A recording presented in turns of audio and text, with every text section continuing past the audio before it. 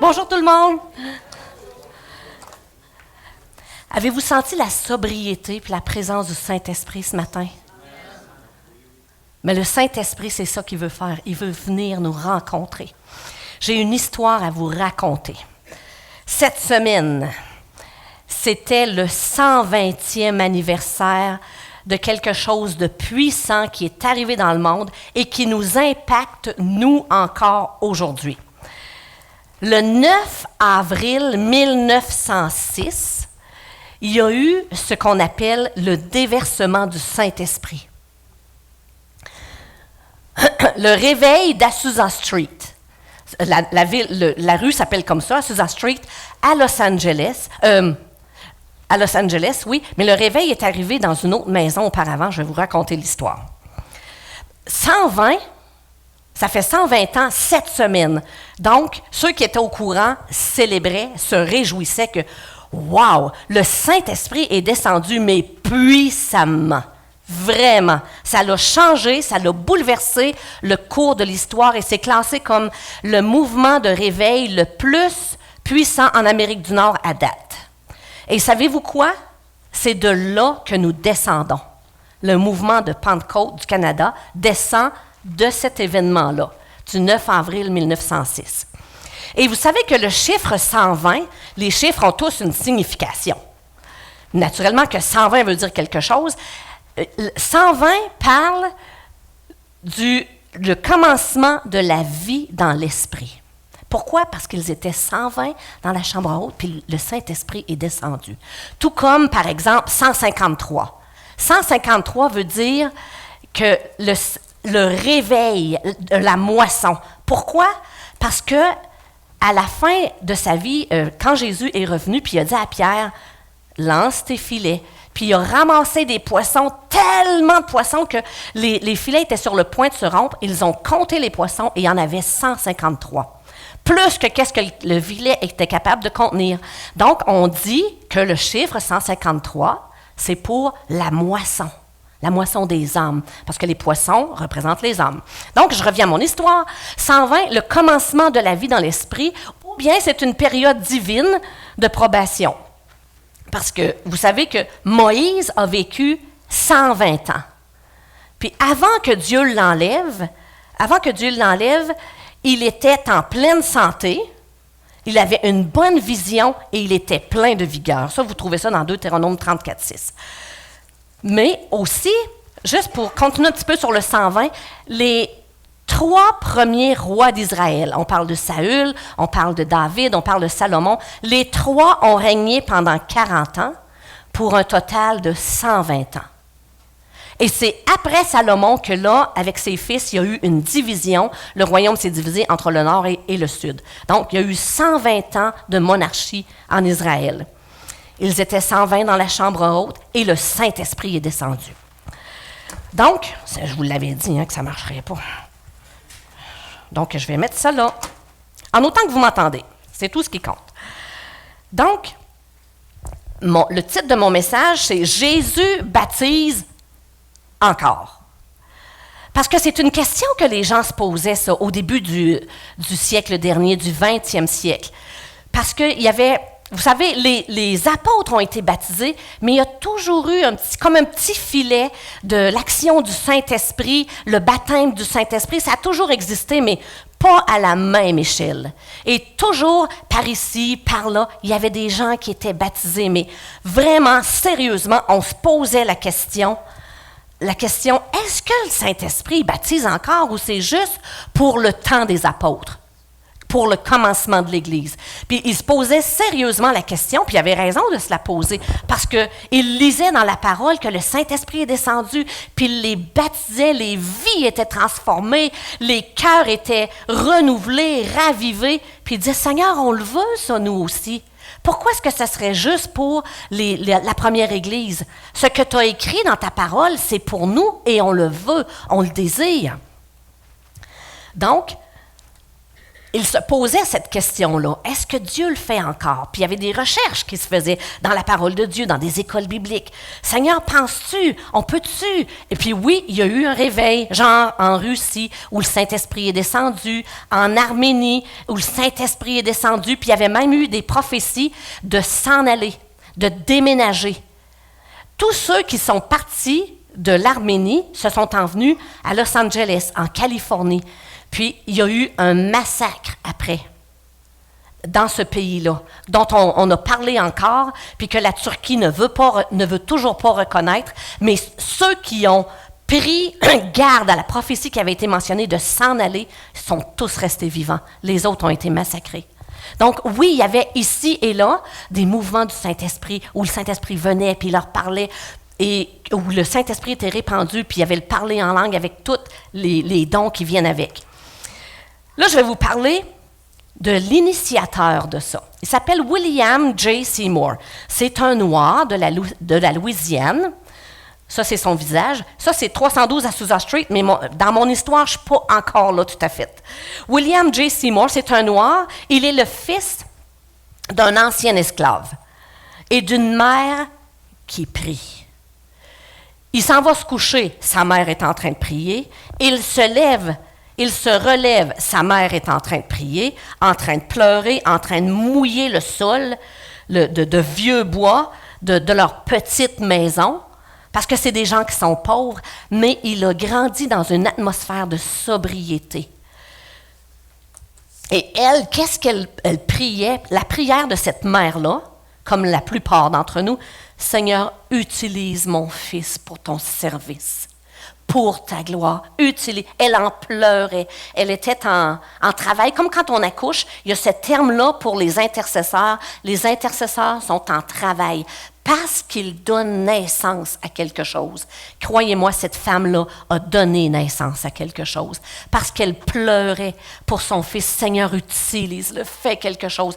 Puis c'était un petit peu sombre comme avenir. Tu es un noir, tu es pauvre, tu n'as pas d'éducation, il n'y a rien pour toi. Autrement dit.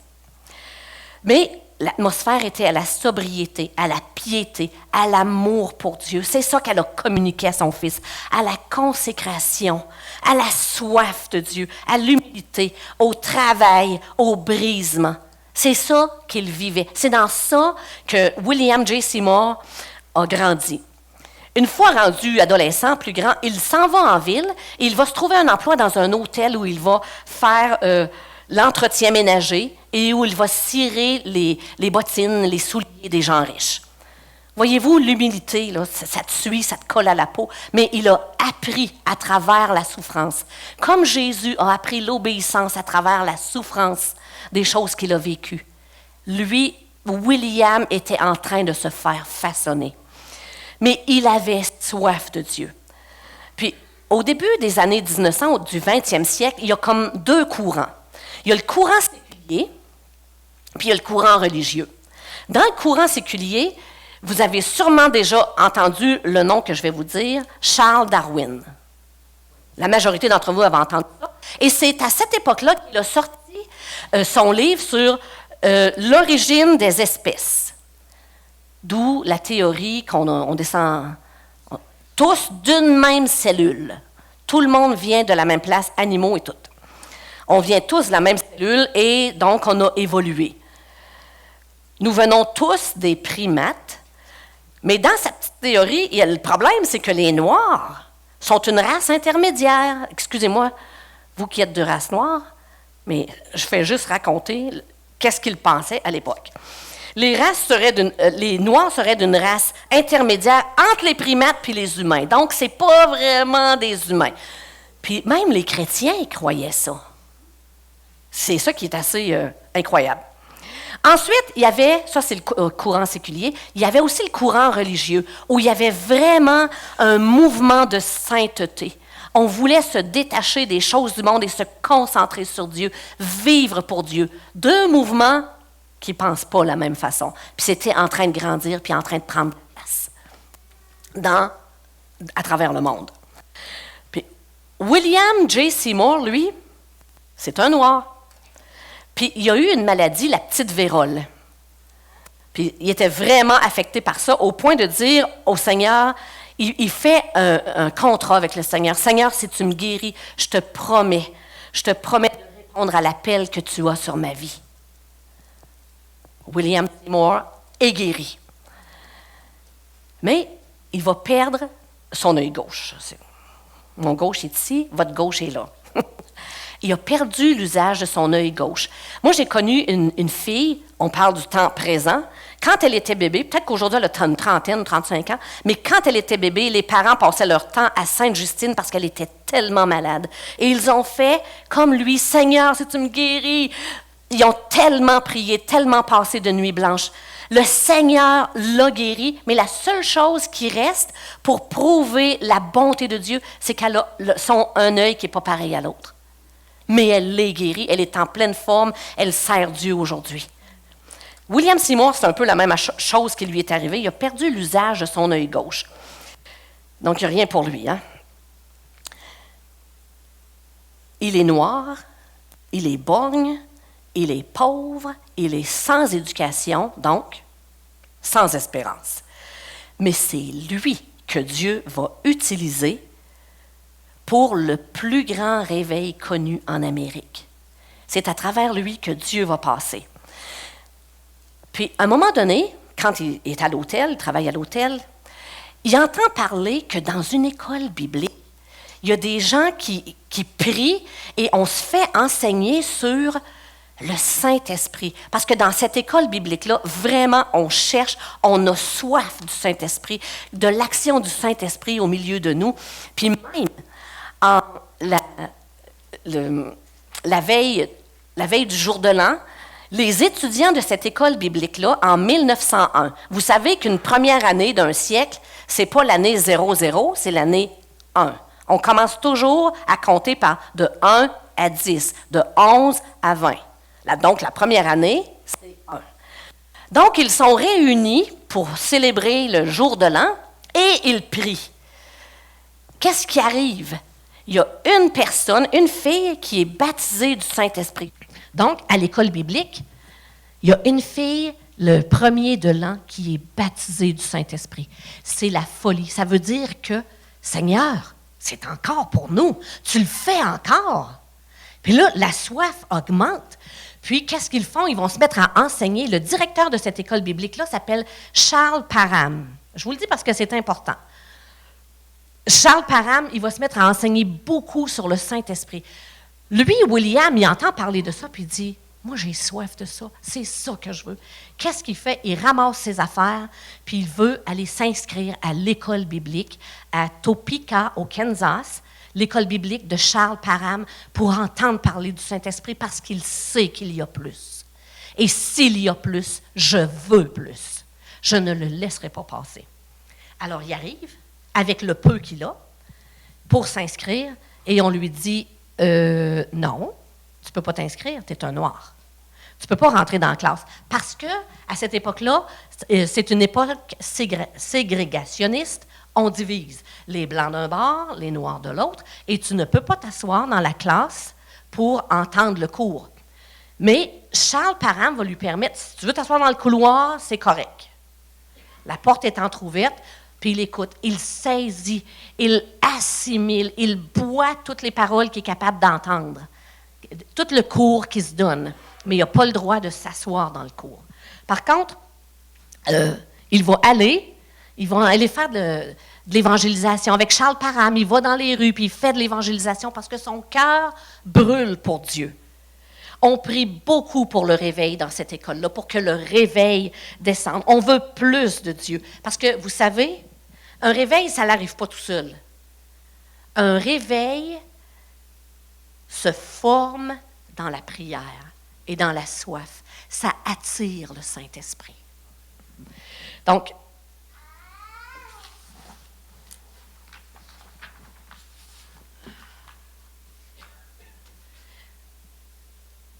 probablement que Charles Parham n'avait pas lu dans Galates 3,28 « Il n'y a plus ni juif ni grec, ni esclave ni libre, ni homme ni femme. » Ça n'avait pas traversé encore son esprit que les Noirs comme les Blancs pouvaient être baptisés du Saint-Esprit. Lui, il ne croyait pas ça, qu'un Noir pouvait être baptisé du Saint-Esprit.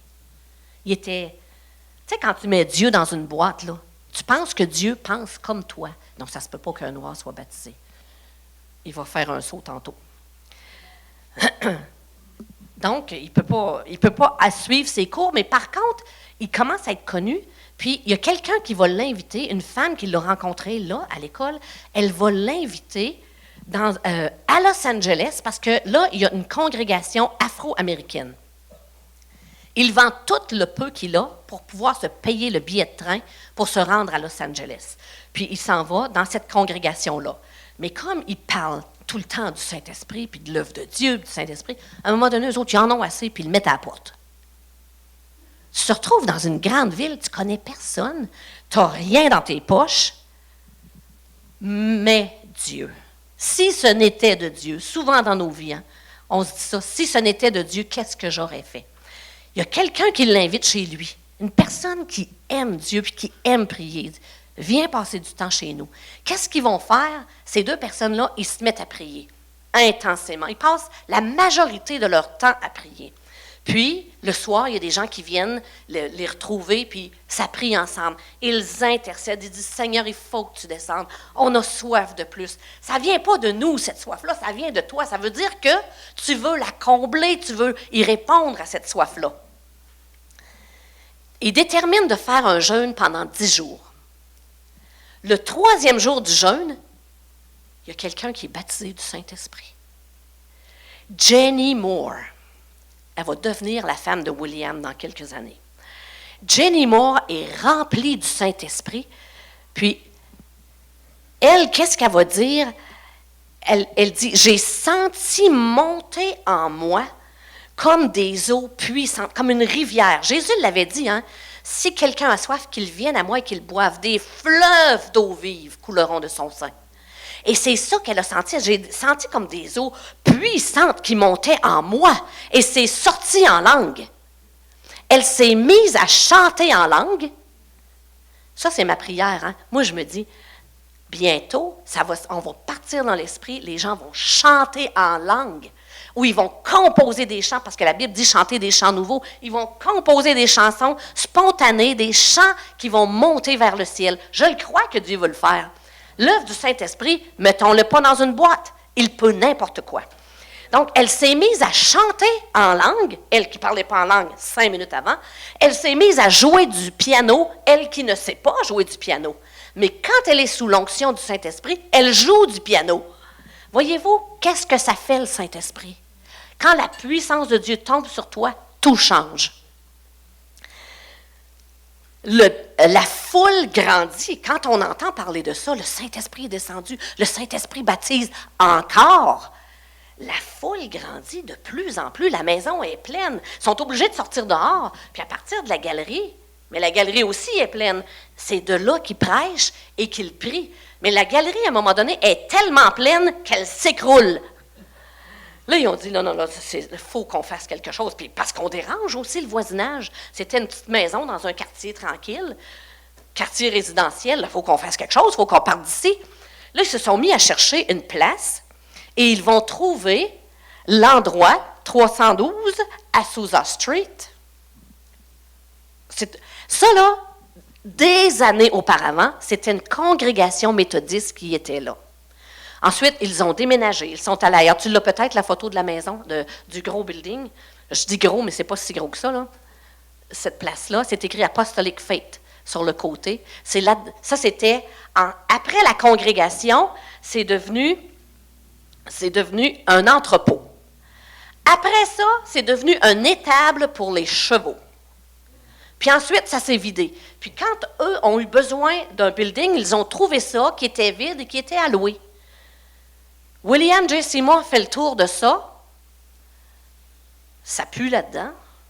Il reste encore des poupous de chevaux, du foin par terre. Il regarde ça et dit, c'est parfait. C'est ça que ça prend. Alors, ils vont engager une compagnie pour venir faire du ménage, pour nettoyer tout ça. Mais pendant que la compagnie, ça, c'est pas des chrétiens, là, c'est une compagnie qui est engagée pour nettoyer la place, il y a des madames noires qui arrivent. Puis ils viennent parler aux travailleurs, puis ils commencent à prier pour eux. Il y a un gars catholique qui il se mêlait de ses affaires, il était en train de travailler. Les madames arrivent à côté de lui, on va prier pour toi. Il est baptisé du Saint-Esprit. Voyez-vous, l'œuvre n'est même pas encore commencée dans la place que le Saint-Esprit, il n'en peut plus d'attendre. Tout de suite, il veut se mettre à l'œuvre. Donc, ils vont mettre du brandy, parce que c'était fait en terre, le plancher est fait en terre, ils vont mettre du brandy par-dessus ça. Ils vont, avec des boîtes de bois, ils vont faire des bancs rugueux, très simples, basiques. Puis c'est là-dessus qu'on va s'asseoir. Il y a un globe qui pend au bout d'un fil. Il y a une backhouse que nous, dans nos termes, on appelle une bécosse. Une bécosse en arrière de la bâtisse, une seule, puis les gens viennent. Dans le premier mois, il y avait, ça pouvait contenir à peu près 200 là-dedans, là. Mais il était rendu à 800 personnes. Fait que tout l'overflow était dehors, puis ils voulaient entendre qu'est-ce qu'ils disaient, parce que le Saint-Esprit descendait. Au 312 Azusa Street, il n'y avait plus de barrières raciales, plus de ségrégation. Les Noirs et les Blancs étaient mélangés, coude à coude, épaule contre épaule. Il n'y avait plus de classe sociale, les riches ou les cols blancs, les cols bleus, les pauvres. Il n'y avait plus de séparation de sexe, les hommes d'un bord, les femmes de l'autre. Tout était mélangé parce que tout le monde avait soif. Qu'est-ce qui se passe ici? Qu'est-ce que Dieu est en train de faire? J'en veux. Imaginez les riches qui osaient venir dans cette place-là, recouverte de brandy, pas assez de sièges pour tout le monde. La majorité était soit debout, soit écroulés par terre, les uns par-dessus les autres en train de pleurer, mouiller le brandy, parce que le Saint-Esprit agissait. C'était un mouvement incroyable. Les gens venaient de partout pour entendre qu'est-ce qui se passe ici, pour voir de première main qu'est-ce qui se passe.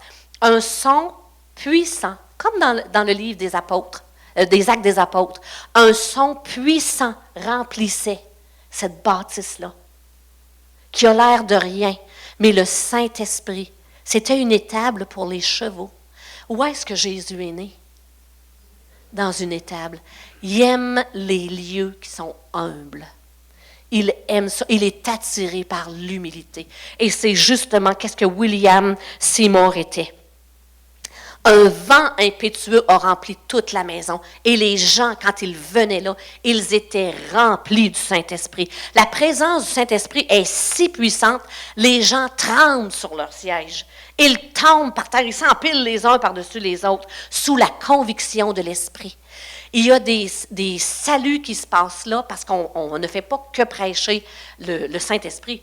Tu as la foule qui... Plusieurs sont des chrétiens, mais souvent, ils ont besoin d'entendre le message du salut. Tu as la foule qui vient entendre. C'est la place idéale pour prêcher le salut. Principalement, on prêche le salut, on prêche la sainteté, de mettre notre vie en règle avec Dieu, et on prêche que le Saint-Esprit baptise encore. Il y a des millions de gens qui sont passés par là. Tellement, là, les gens arrivaient par le train, parce qu'il y avait pas en 1906, il n'y avait pas encore beaucoup de voitures. Les gens arrivaient par le train, puis on faisait la navette entre la gare de station de train jusqu'à 312 Azusa Street, parce que c'est là que les gens s'en allaient.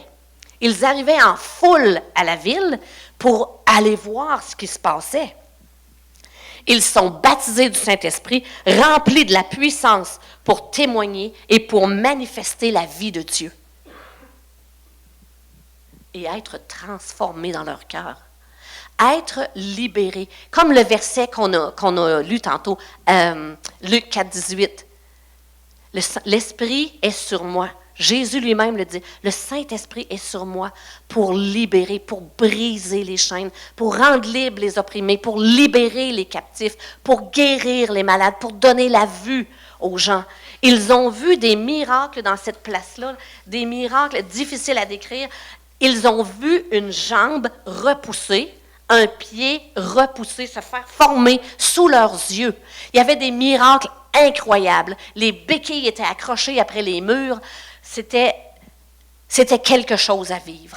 Le Saint-Esprit vient encore. Et c'est Jésus qui baptise. Il leur avait dit, attendez la promesse. et je vais vous baptiser du Saint-Esprit. Il n'a pas arrêté. Il va vers ceux qui ont soif. Les étrangers venaient et entendaient l'Évangile dans leur propre langue, parce que les gens se mettaient à parler en langue. Il y avait à peu près toutes sortes de monde qui venaient. L'atmosphère était changée. Il y avait une sainte admiration de ce que Dieu était en train de faire. Il y a beaucoup de gens qui venaient avec des mauvaises intentions, parce que ça ne faisait pas plaisir à tout le monde, que là, il y a du désordre. Les chrétiens vivent dans le désordre, ça tombe à terre, les hommes à côté des femmes, les noirs avec les blancs. C'est épouvantable, c'est inacceptable. Donc, ils venaient pour déranger. Arrêtez cette folie-là. Il y a eu plusieurs tentatives. Ils vont finir par réussir, vous savez. Mais il y a même un Juif qui était venu, lui, c'était dans le but de déranger la rencontre. Tout à coup, il y a une femme qui se met à parler en langue, tout fort. Elle n'a jamais été traduite, mais lui a compris ce qu'elle disait. Il était sous la conviction du Saint-Esprit, parce que lui, elle avait parlé dans sa langue à lui. Et il est reparti transformé sous la conviction du Saint-Esprit. Ce qu'il était venu faire, il a dit « Non, Seigneur, j'abandonne. » Il a compris que ce qui se passait là était de Dieu. Et qu'est-ce qu'il faisait, William J. Seymour, durant ce temps-là? Il ne voulait tellement pas que ce soit sur lui, que les regards soient sur lui, en pensant que « Hey, c'est à cause de toi. » Il savait qu'il n'était qu'un canal entre les mains de Dieu. Et puis lui, il se cachait la tête. Il n'y a pas de boîte ici, là. Il y avait une boîte, là où il se tenait, il se cachait la tête dedans pour ne pas que les gens aient les yeux sur lui. Mais lui, il priait. Il priait. Il priait parce qu'un réveil, ça se soutient par la prière. Et donc, le premier plancher, c'était la rencontre, puis il y en avait 3 par jour, là. Ça ne l'arrêtait pas. Ensuite, ceux qui voulaient rester dans la présence de Dieu montaient au 2e étage afin de juste demeurer dans la présence. Laisser Dieu continuer ce qu'il avait commencé en eux. Parce que le Saint-Esprit agit encore aujourd'hui. C'était beau en 1906, mais c'est encore vrai aujourd'hui. Est-ce qu'on a soif de ces choses-là? Des milliers de gens, des millions de gens ont été impactés. Même s'ils venaient avec des mauvais motifs, ils ont été impactés, ils ont été remplis du Saint-Esprit, ils sont repartis partout à travers le monde. Même ici au Canada, il y a des Canadiens qui sont allés voir, il faut qu'on aille voir qu'est-ce qui se passe là. Et qu'est-ce qui est arrivé? Ils ont été tellement touchés, transformés, ils ont reçu le feu du Saint-Esprit, et c'est ça que les gens faisaient. Ils repartaient avec le feu et ils l'amenaient chez eux, dans leur congrégation, dans leur milieu. Ils semaient le feu partout où ils allaient. Et c'est comme ça que le mouvement de Pentecôte du Canada est commencé, parce que des Canadiens sont allés. Vous savez, quand il pleut à une place, puis que tu as soif, c'est là qu'il faut que tu ailles. Imaginez s'il n'était pas descendu, qu'il n'était pas allé là où le Saint-Esprit était prêt à agir. On aurait passé à côté. Quand le Saint-Esprit agit, s'il agit chez le voisin à l'autre bout du village, allez-y à l'autre bout du village. S'il agit dans une autre province, allez-y dans l'autre province. Allez voir ce qui se passe et dites, moi aussi j'en veux. Seigneur, ce que tu es en train de faire, moi aussi j'en veux. Il faut qu'il y ait une soif qui grandit en nous. Il y a des gens, toutes sortes de gens, des gens bien nantis, des gens riches, avec des belles carrioles qui arrivent, avec toutes les belles dentelles, puis les beaux chapeaux, puis les ombrelles. Eux autres aussi, à genoux, à terre, en train de prier à côté des Noirs, à côté des pauvres. Puis vous savez, le déodorant n'existait pas dans ce temps-là. Hein?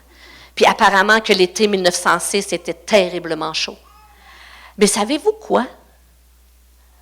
Quand l'onction du Saint-Esprit est là, tu te sens pas mal, tu n'as pas mal à nulle part, tu es bien, tu sens plus l'odeur. Tout change. C'est comme si tu étais au ciel. Une bécosse, ici on en a plusieurs, puis on a plusieurs lumières, on est 5 sur moi, 6 sur moi présentement, là, qui m'éblouissent. Mais eux autres, il y en avait une seule. William Seymour a dit, c'est parfait. Parce que Quand tu goûtes à la présence de Dieu, à l'œuvre du Saint-Esprit, tous ces détails-là ne te dérangent plus. Les barrières sociales tombent. Comme c'est dit dans Joël 2,28, vos fils et vos filles prophétiseront. Les hommes comme les femmes, vos fils, vos filles, vos jeunes et vos vieillards, ça ne dépend pas de l'âge, ça ne dépend pas du sexe. Les serviteurs et les servantes, ça ne dépend pas de la classe sociale. Il le dit, dans ce temps-là, le Saint-Esprit va descendre, dans Joël 2,28. Et William Seymour voulait s'assurer que ce n'était pas à propos de lui. Il ne voulait pas qu'on le regarde parce que lui, il était humble. Il avait été préparé par Dieu. Il avait un cœur humble, sensible à l'esprit et il ne voulait pas toucher à la gloire de Dieu parce que la gloire de Dieu est en train de se manifester. Les journaux vont s'emparer de ça. C'est pour ça qu'on peut vraiment vérifier. Il y a beaucoup de découpures de journaux qui ont parlé du réveil d'Azusa Street, 1906, 1907, 1908. Si vous faites vos recherches, vous allez voir beaucoup de découpures de journaux. Et eux-mêmes ont commencé un bulletin qu'ils ont appelé Apostolic Faith, comme c'est écrit sur le côté. Leur bulletin s'appelait comme ça, où il y avait beaucoup de témoignages de vies sauvées, de vies transformées, de vies réalignées avec Dieu, remplies du Saint-Esprit, des guérisons, des transformations. Leur bulletin était rempli de tout ça. Puis, à un moment donné, en fait, ce bulletin-là, c'était indispensable parce que les gens qui venaient de partout avaient laissé leur nom, leur adresse, et eux, ils leur postaient ça. Puis c'est ça qui permettait de recevoir des dons pour soutenir le réveil qui se passait là. Puis ça, ce réveil-là a envoyé beaucoup de missionnaires à travers le monde. Il y a beaucoup de gens qui venaient, des hommes riches, il y avait des missionnaires qui venaient, qui arrêtaient, puis qui disaient, il se passe quelque chose, il faut que j'aille voir ce qui se passe. Des leaders d'église qui venaient, des gens ordinaires comme vous et moi, qui disaient, je ne peux pas passer à côté. Puis, à un moment donné, ils ont fait une collecte pour pouvoir envoyer un missionnaire à une telle place, je ne sais pas où, mais pour l'envoyer parce qu'il n'avait pas les moyens lui-même de se rendre. En 15 minutes, on est en 1906 ou 7, en 15 minutes, ils ont ramassé 1200 $. C'est de l'argent, là, pour pouvoir l'envoyer là, sur le champ missionnaire, afin d'apporter le feu qui était en lui, l'apporter ailleurs. Le feu du Saint-Esprit, la délivrance, la guérison, la transformation, où on dit, Seigneur, ma vie à laquelle je tiens, là, mais qui est une petite vie misérable, qui est une vie qui est sèche, que je suis pas bien dans mes souliers, puis que j'y tiens malgré tout, je te l'abandonne. Je te la donne parce que quand le Saint-Esprit descend, tout est transformé. Donc, mais d'où est-ce que ça vient, cette idée-là de vouloir le Saint-Esprit? Matthieu 3,11, c'est biblique. Je vais vous le montrer que c'est biblique. Jean-Baptiste est en train de parler, et dans Matthieu 3,11, il dit, « Moi, je vous ai baptisé d'eau, mais lui, il va vous baptiser de feu et de Saint-Esprit. » Puis, est-ce que ça va être limité à un temps? Jésus est le même hier, aujourd'hui et éternellement. S'il a baptisé à cette époque-là, il est encore pleinement capable de baptiser aujourd'hui. Ensuite, Luc 3,22. Luc 3,22 qui dit « Et l'Esprit Saint descend sur lui, parce qu'il s'est fait baptiser, l'Esprit Saint descend sur lui sous la forme d'une colombe et il fut rempli du Saint-Esprit. » Jésus avait besoin d'être rempli du Saint-Esprit. Écoutez, si Jésus a besoin d'être rempli du Saint-Esprit, imaginez-moi. Combien est-ce que je peux avoir besoin d'être rempli du Saint-Esprit? Mais savez-vous quoi? Une colombe ne va jamais se poser sur une carcasse, sur quelque chose qui est en train de pourrir, sur quelque chose qui est malsain, sur quelque chose qui n'est pas pur. Une colombe ne se pose pas là-dessus. Une colombe va vers ce qui est pleinement saint, qui est pur. C'est pour ça que c'est important qu'on veille sur nos cœurs, qu'on veille sur nos vies, sur qui nous sommes, afin de se garder purs. Mais ça, si Dieu nous dit « Soyez saints car je suis saint », il ne nous dit pas « Essaye par tes propres forces », parce qu'il sait qu'on n'est pas capable. Mais il nous donne, par la puissance du Saint-Esprit, il nous donne cette capacité de dire, Seigneur, si tu le demandes, c'est parce que tu veux me donner la force de faire ce que tu demandes. Jamais Dieu va vous dire de faire une chose sans vous donner la capacité de le faire. Il vous outille. S'il vous dit « marche dans la pureté », c'est qu'il est capable de vous aider, de vous soutenir à marcher dans la pureté. Donc, Jean 15, 26, « Je vous enverrai le divin consolateur, celui qui encourage, qui est dans la présence même de mon Père. Il viendra vers vous, l'Esprit de vérité qui vient du Père, et vous apportera les preuves. Il vous apportera les preuves, les évidences à mon sujet. » C'est pour ça qu'on a besoin du Saint-Esprit, pour qu'il nous apporte la preuve que Jésus est vrai. Parce que des fois, il y a un doute qui vient dans notre tête. Je suis en train de me monter du cinéma parce que dans le monde, c'est tellement pas ça. Mais le Saint-Esprit vient dans ton cœur et te confirme. Il te confirme ce qui est vrai. C'est pour ça qu'on a besoin, chacun de nous, d'avoir notre propre relation avec Dieu, avec le Saint-Esprit, parce que c'est lui qui nous révèle la vérité. Il y a un détail que j'ai oublié de vous dire. Charles Parham, le directeur de l'école biblique à Topeka, il a entendu parler de ça, lui, que je ne peux même pas dire son ancien élève, parce qu'il était dans le couloir, que Seymour avait un gros mouvement à Los Angeles. Je vais aller voir ça, je ne le crois pas. Il est venu, mais avec un esprit de mépris. Il a regardé tout ça, puis c'est quand même quelqu'un, là, on va dire. C'est un directeur d'école biblique. Il est supposé de connaître la parole. Il a regardé tout ça avec mépris, puis il a dit, « Moi, je ne crois pas que Dieu va traverser la ligne des races. » Il est parti et plusieurs l'ont suivi. Comment ça se fait que plusieurs l'ont suivi? Je vais vous le dire, même dans nos vies, c'est des choses qui arrivent. Parce que, au lieu de dire, Seigneur, montre-moi dans ta parole, enseigne-moi dans ta parole, Saint-Esprit, éclaire-moi, on va se contenter de se laisser éclairer par ceux qu'on pense qu'eux, ils comprennent tout. Puis, si lui dit que ça, c'est pas correct, ben moi, dans ce cas-là, je vais le suivre. Puis, non, c'est pas correct. Est-ce qu'on a déjà fait ça? Coupable. Première, coupable. J'imagine que vous autres aussi, vous avez déjà fait ça. On va écouter la parole des hommes avant d'écouter qu'est-ce que Dieu dit. Et plusieurs sont partis avec lui. Tantôt, je vous disais qu'il y en avait qui venaient avec beaucoup de mauvaises intentions. Bien, c'est sûr, ils ont voulu faire des choses pour faire paraître ça mal. Mais le Saint-Esprit était vraiment à l'œuvre dans ce lieu-là. Jean 16, 7. Jésus nous dit, « Cependant, je vous dis la vérité, il est préférable pour vous que je parte. En effet, si je ne pars pas, celui qui doit vous venir en aide ne viendra pas. Mais si je pars, je vous l'enverrai. » Parce qu'il sait que nous avons besoin d'aide pour vivre notre vie chrétienne. Il y a des décisions à prendre dans nos vies, il y a des choix à faire dans nos vies, il y a un alignement avec le cœur de Dieu à faire dans notre vie. Puis ça, c'est pas tout le temps facile.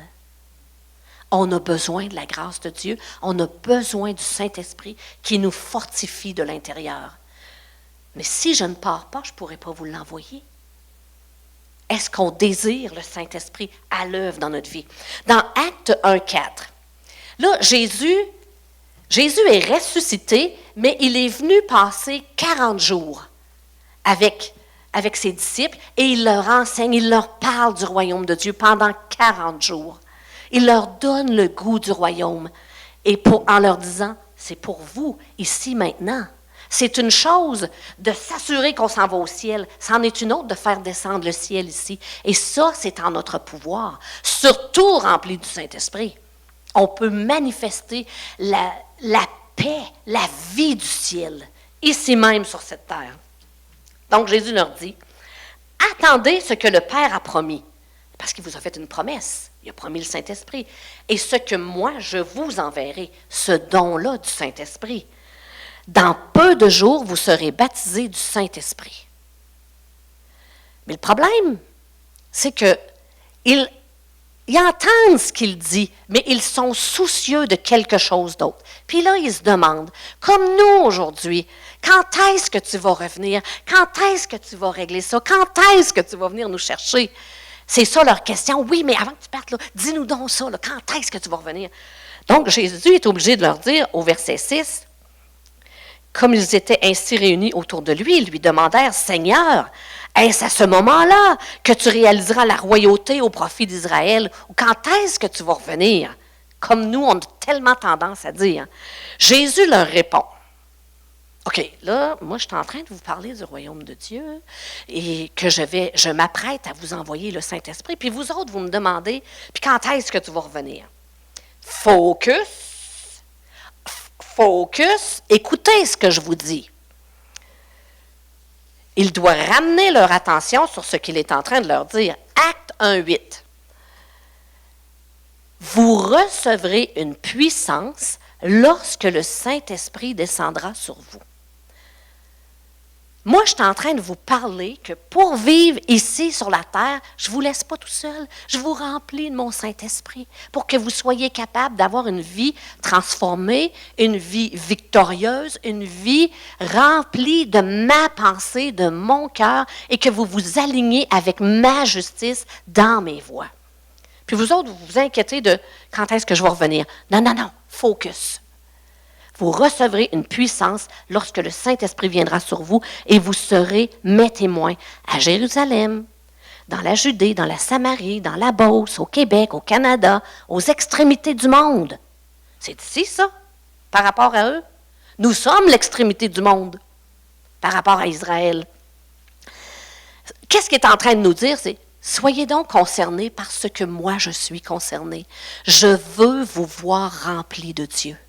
Rempli de ma vie, manifestant ma vie. Et puis, je vous envoie le cadeau que vous avez besoin pour ça. Le Saint-Esprit. Soyez connectés avec Dieu, en relation avec lui, afin d'être transformés à son image, à l'image de Christ, pour que le monde sache qui est Dieu. Savez-vous, nous sommes l'image qu'ils ont de Dieu. Les gens dehors, là, nous sommes l'image qu'ils ont de Dieu. Quelle sorte d'image est-ce que je donne? Je ne dis pas ça en condamnant personne. J'en ai eu des... Je me suis tordu la cheville une couple de fois, là, dans ma marche chrétienne. Mais Dieu veut nous donner la force de s'aligner avec lui et d'être une manifestation de son amour, de sa paix, de sa solution. Dieu a des solutions pour tes problèmes, tes difficultés, ta vie. Laisse le Saint-Esprit te remplir. C'est quoi le premier commandement? C'est d'aimer Dieu de tout notre cœur, toute notre âme, toute notre force, toute notre pensée. Êtes-vous capable de faire ça par vous-même? Par vos propres forces? Moi, j'y arrive pas. Parce qu'il y en a quelques-uns qui peuvent me taper ses nerfs des fois, puis je n'ai pas envie de les aimer. Le deuxième commandement, c'est aimer les autres aussi. Mais aimer Dieu de tout notre cœur, hey, c'est de l'ouvrage.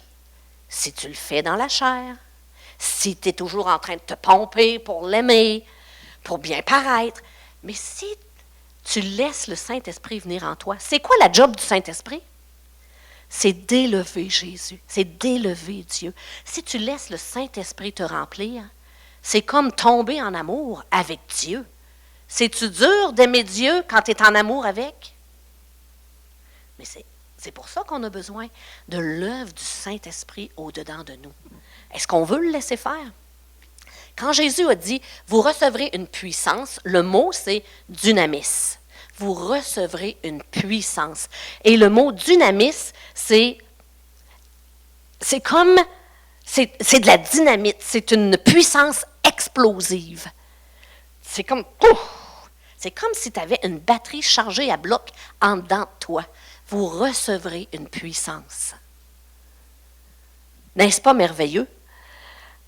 Comment on fait pour recevoir une puissance comme ça? Jésus leur a dit, dans Acte 1:4, attendez. Attendez la promesse que Dieu a faite. Autrement dit, positionnons-nous dans l'attente active. Pas, il a dit qu'il l'enverrait, fait que Tu vas me trouver là où ce que je suis là. Moi, j'ai d'autres choses à faire, mais si tu le dis, c'est comme ceux qui reçoivent des prophéties. Si Dieu le dit, il va le faire. Il faut que tu l'attendes, mais d'une manière active. Qu'est-ce que les apôtres ont fait? Ils se réunissaient. Depuis que Jésus a été enlevé au ciel jusqu'à la Pentecôte, mais ils ne savaient pas quand ça viendrait. Eux autres, ils s'étaient préparés. OK, on attend. Peu importe quand ça va venir, on attend. Ils se réunissaient tous les jours dans la chambre haute et ils priaient. Ils attendaient d'une manière active que Dieu agisse. Ils attendaient une promesse, que Jésus était pour leur envoyer le Saint-Esprit. Ils n'avaient aucune idée de ce que ça pouvait avoir l'air, mais boy, qui ont eu un choc.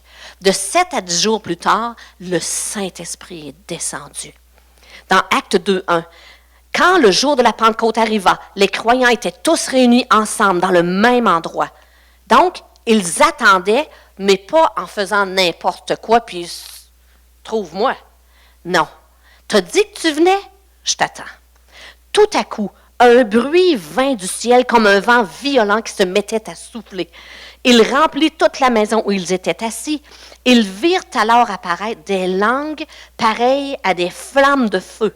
Elles se séparèrent et elles se posèrent une à une sur chacun d'eux. Ils furent tous remplis du Saint-Esprit. Pas juste quelques-uns, ils furent tous remplis du Saint-Esprit, puis ils se sont mis à parler en d'autres langues selon que l'Esprit leur donnait de s'exprimer. Le jour même de la fête de la Pentecôte, parce que cette fête existait, c'est la fête des moissons. Le jour de la Pentecôte, le Saint-Esprit est venu. Il est descendu. Ils étaient 120 dans la chambre haute. Il y a un bruit qui est venu impétueux. Puis à 312 à Susa Street, il disait, il y a un bruit impétueux. Imaginez le wouh, quand tout le monde se met à prier ensemble. Wouh, la bâtisse en shakeait. Et la maison a été remplie pour ce qui est des apôtres. Ça fait un petit peu penser à l'épisode du mont Sinaï quand Dieu est descendu. Où il y avait des éclairs, il y avait du son, il y avait de la lumière, un vent impétueux. Et Dieu aussi a conduit son peuple avec une colonne de feu. Mais voyez-vous, ce qui est descendu dans Acte 2:4, c'est une colonne avec plein de langues qui se sont séparées les unes des autres et elles s'en allaient sur toutes les personnes qui étaient là. Donc, il est arrivé comme une colonne et chacun a reçu une petite partie. Mais ils étaient pleins jusqu'à déborder du Saint-Esprit. Donc, ça nous fait penser, ça nous rappelle où il y avait eu un spectacle de son et lumière au mont Sinaï quand Dieu est descendu. Parce que quand Dieu vient, c'est pas tranquille. Attendez-vous à du bruit. Et si on veut que le Saint-Esprit vienne, bien, attendons-nous que ça brasse. Allez voir dans une garderie. Est-ce que c'est tranquille? Peut-être à l'heure du dodo, mais pas longtemps. À part de ça, la maison est virée à l'envers, il y a du bruit, ça chante, ça crie, ça se tire les cheveux, ça mène tous les trains. Mais c'est parce qu'il y a de la vie. C'est parce qu'il y a de la vie. S'ils sont tranquilles, c'est parce qu'ils sont malades. C'est la promesse que le Père leur avait faite, le Saint-Esprit que Jésus enverrait et qui ne les quitterait jamais. Attendons cette promesse. Ne partez pas sans le Saint-Esprit. Parce que dans Joël, comme je l'ai mentionné tantôt, après cela, je répandrai mon esprit. Ou dans les derniers jours, je répandrai mon esprit.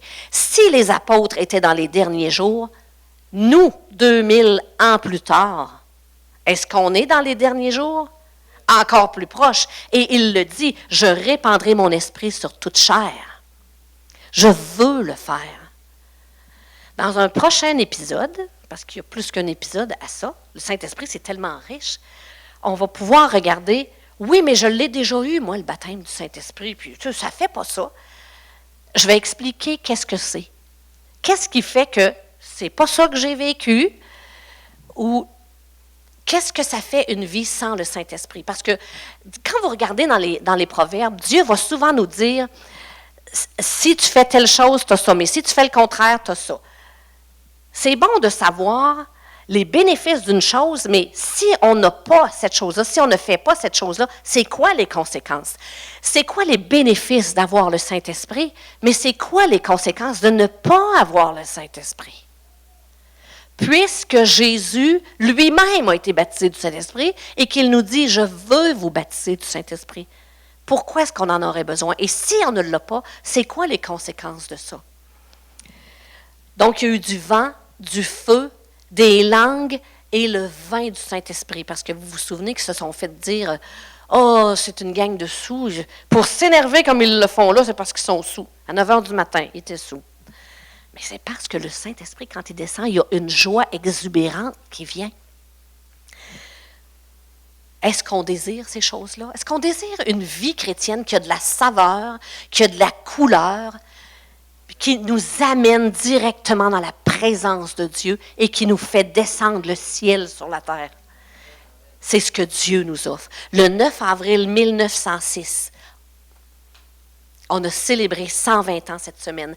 Mais moi, je le crois que Dieu veut le faire encore. Il veut encore nous rencontrer. Il veut encore ouvrir le ciel. Hey, savez-vous, il y avait une photo avec le feu au-dessus de la bâtisse. 312 à Souza Street. Les gens voyaient le feu. Les pompiers sont venus. Les pompiers sont venus, mais c'était comme le buisson ardent. Le feu brûlait, mais il ne consumait pas. C'était le feu du Saint-Esprit. Des témoins ont fait venir les pompiers parce qu'ils pensaient que la bâtisse allait brûler, mais c'était le feu du Saint-Esprit. Désirez-vous le feu du Saint-Esprit aujourd'hui dans votre vie? Amen. S'il y en a qui le veulent, je vous invite à venir pour qu'on puisse prier pour vous, prier ensemble pour que Dieu agisse dans cette communauté, dans cette maison, que le renouveau du Saint-Esprit, parce qu'il ranime les cœurs. Vous savez, Dieu n'éteint pas le lumignon qui fume encore. S'il y a encore un petit lumignon en vous, laissez le Saint-Esprit souffler dessus pour ranimer la vie de l'Esprit dans chacun de nos cœurs.